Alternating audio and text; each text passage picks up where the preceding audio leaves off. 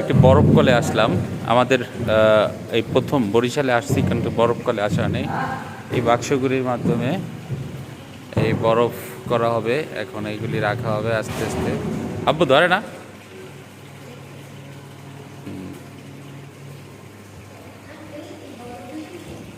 এই যে পানি দিয়ে ভরা হয়েছে, পানি দিয়ে ভরা হয়েছে।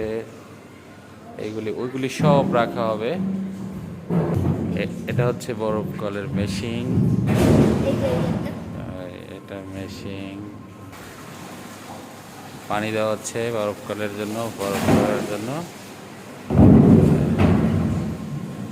এটা সম্পূর্ণটা আমরা একটা বরফ কলের উপর দাঁড়িয়ে রয়েছি। এই টোটালটাই হচ্ছে নিচে পানি। হ্যাঁ, এক একটা এই যে কাঠের চৌকা, এই চৌকা এক একটার মধ্যে এক একটা করে দিয়ে ঢেকে দেওয়া হয়। আমরা যদি একটা খুলে যায় তাহলে আমরা পড়ে যাব, আমরা পড়ে গেলে মরে যাব।